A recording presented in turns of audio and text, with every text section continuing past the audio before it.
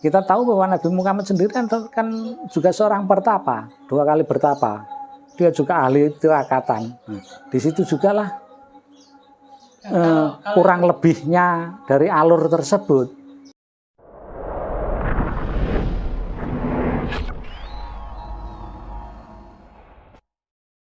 Bedanya apa Kang? Pakai ritual puasa dan tanpa pakai ritual puasa. Nek menurut Kang Nyoto sendiri itu lebih mantap yang mana? Kalau aku sendiri lebih cenderung melakukannya itu melalui tirakatan atau berpuasa. Karena dengan jalan itu saya rasa proses terbukanya itu lebih cepat dan pengondisian dari si lahir dan si batin tersebut lebih cepat daripada dengan cara bermeditasi. Terus kalau dengan jalan meditasi itu sama sekali kita nggak bisa melihat lembut itu.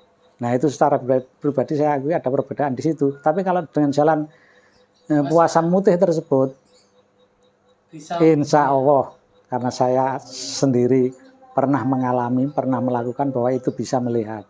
Nah, cuman kalau misalnya pribadi yang sedikit agak suka takut, nah itu ada negatifnya. Kalau tahu lembut-lembut gitu terus merasa takut, nah itu nanti kan kalau sampai terjadi paranoid, penakut, nah itu kan susah. Cuma di situ. Tapi kalau dengan jalan itu 50% saya rasa bisa melihat itu, bisa melihat lembut itu. Kalau jalan meditasi enggak, itu biasa-biasa saja. Tapi ya hasil akhirnya kan? Hasil akhirnya saya rasa lebih kenceng yang pakai tirakatan. Karena dengan jalan tirakatan tersebut benar-benar si batin kita itu kita ongkrah-ongkrah, kita gugah. Benar-benar si batin itu kita gugah dan kita mintai pertolongan tersebut. Nah, apakah dengan itu tanpa puasa dan dengan meditasi tadi lama-kelamaan nggak bisa sampai yang seperti puasa itu kan?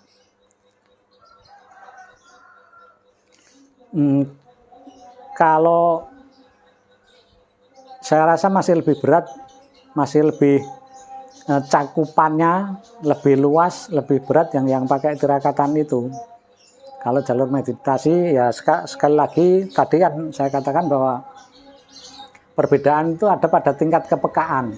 Hasil akhirnya itu perbedaannya ada pada tingkat kepekaan rasa kita, kepekaan hati kita, sensitivitas jiwa kita. Di situ letak perbedaan hasil akhirnya di situ. Kalau itu Kang, kalau manfaat untuk kehidupan sehari-hari kita. Nah, untuk manfaat dalam kehidupan sehari-hari kita, kan tadi aku katakan bahwa naluri dan nurani suci kita yang memberikan bimbingan kita secara langsung, maka secara otomatis bahwa secara pribadi katakan itulah jati dirinya manusia, maka dia akan memberikan bimbingan secara positif, memberikan bimbingan secara baik.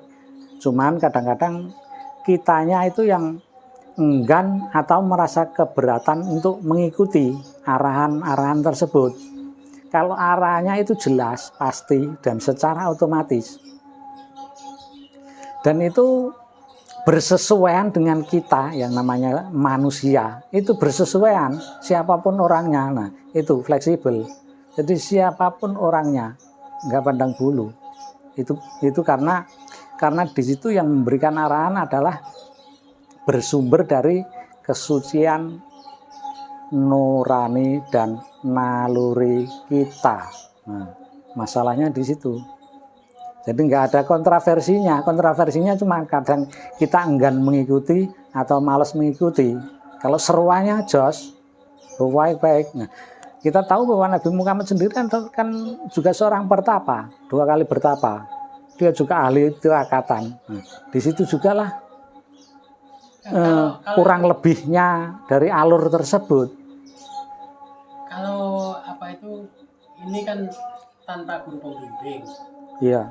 Apa enggak kadang kan sebagian orang takut kalau sampai terjadi apa itu anaknya sampai beto itu kan. Nah, sehubungan dengan hal itu, karena saya juga sendiri pernah mendengar, jangan-jangan nanti terjadi gini, makanya waktu saya melakukan itu, tiap malam itu juga saya masih berzikir dengan ayat kursi, karena dalam teori agama Islam ayat kursi adalah ayat pembakar setan. Makanya saya menggunakan ayat kursi itu untuk berzikir setelah saya melakukan sholat tahajud. Ada kadang witir sembahyang ganjil itu sampai menjelang subuh. Kadang setelah jam 12 saya lakukan zikir ayat kursi itu 1000 kali dengan jagung 1 mangkok itu yang saya pakai ngitung. Itu tiap malam selama aku melakukan ritual itu, selama aku melakukan topo broto itu ya. Karena tadi takut terjadi suatu hal yang tidak aku inginkan, tidak aku sangka-sangka, sehingga nanti lahir batin monting, terus susah dikendalikan dan susah dikembalikan. Makanya aku masih pakai zikiran dengan ayat itu, aku mengambil dari teori agama.